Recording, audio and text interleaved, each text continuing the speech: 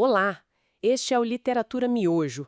Hoje a gente vai mergulhar numa obra bem específica, Prisão Administrativa Disciplinar, análise da legislação policial militar com ênfase na PMSC, do Felipe Farias da Rocha. O tema central é algo que, assim, gera bastante debate, né? A possibilidade de prender administrativamente policiais militares. Quer dizer, uma punição disciplinar que acontece sem um processo na justiça comum e isso, claro, esbarra na questão dos direitos fundamentais. Exatamente. O livro investiga justamente isso. Será que essa prática, que ainda existe em várias polícias militares, como era o caso lá de Santa Catarina, na PMSC, quando o livro foi publicado, será que ela se sustenta frente à Constituição de 88 e aos tratados de direitos humanos que o Brasil assinou? Vamos então analisar essa tensão. O livro começa lá nos pilares das instituições militares, né? Hierarquia e disciplina. Isso, são vistos como, essenciais para a organização funcionar. Mas aí vem a pergunta: como ficam os direitos individuais nesse cenário todo? O autor descreve bem essa base. Os deveres militares são rigorosos, né? Incluindo até aquela parte do sacrifício da própria vida, que está na lei, e o não cumprimento, claro, leva a sanções. E os regulamentos disciplinares, como o da PMSC citado, detalham tudo isso. Que vão desde uma advertência simples. Sim, advertência, repreensão, até chegar à prisão e, em casos mais graves, na exclusão mesmo, né? Na demissão. E essa tal prisão administrativa é o ponto nevrálgico, o X da questão. O livro até faz um mapa da situação no Brasil. Faz sim. Mostra que, olha só, enquanto alguns estados, tipo Minas Gerais, Goiás, já tinham abolido essa punição específica nos seus regulamentos mais novos, muitos outros, e aí incluía Santa Catarina naquela época, ainda mantinham essa previsão. Entendi. E um ponto interessante que o autor levanta, sabe, é que mesmo onde a prisão administrativa foi extinta no nome, aí surgiram outras medidas. Com outros nomes. Isso. Nomes como recolhimento transitório ou permanência disciplinar. Que, assim, na prática, poderiam ter um efeito muito parecido de restringir a liberdade. É isso? Podem ter, sim. O autor questiona justamente isso. Será que essas alternativas não acabam sendo só um novo rótulo para uma restrição de liberdade parecida, às vezes aplicada até de forma cautelar, né? Antes da decisão final?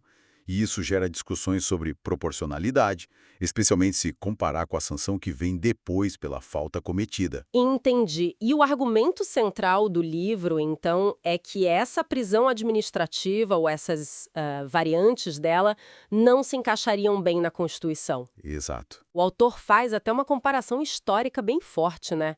Lembra da demora para abolir castigos físicos nas Forças Armadas? Sim, ele menciona a chibata, né? Que só acabou depois da revolta de 1910.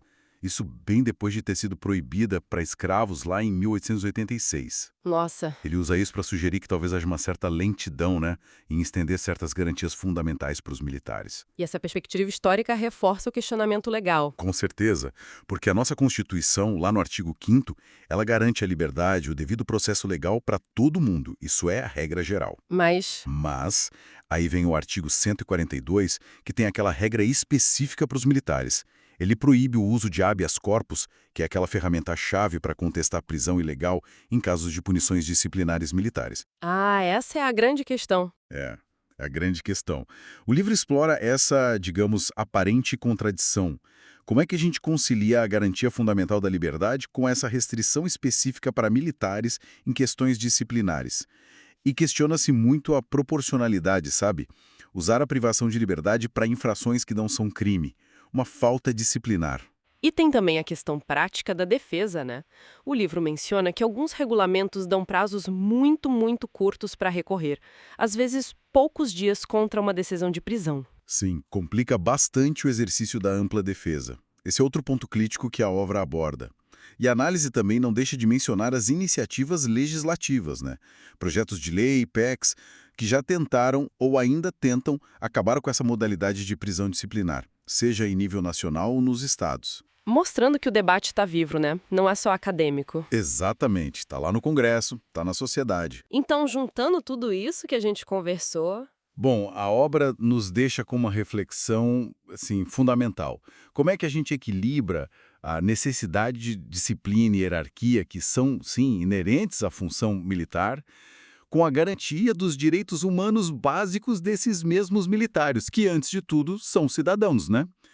Será que é aceitável hoje em dia, em pleno século XXI, que uma categoria específica de servidores públicos ainda esteja sujeita a restrições de liberdade por vias administrativas, por faltas disciplinares, sem um processo judicial? Fica a pergunta, né, sobre modernização, sobre humanização dentro dessas instituições tão importantes. Esse foi o Literatura Miojo, rápido, mas com gosto de quero mais. Todos os dias, às 10 horas, uma obra nova. Curtiu? Então procure a obra original e experimente a leitura completa. A literatura te espera sem pressa, mas com prazer.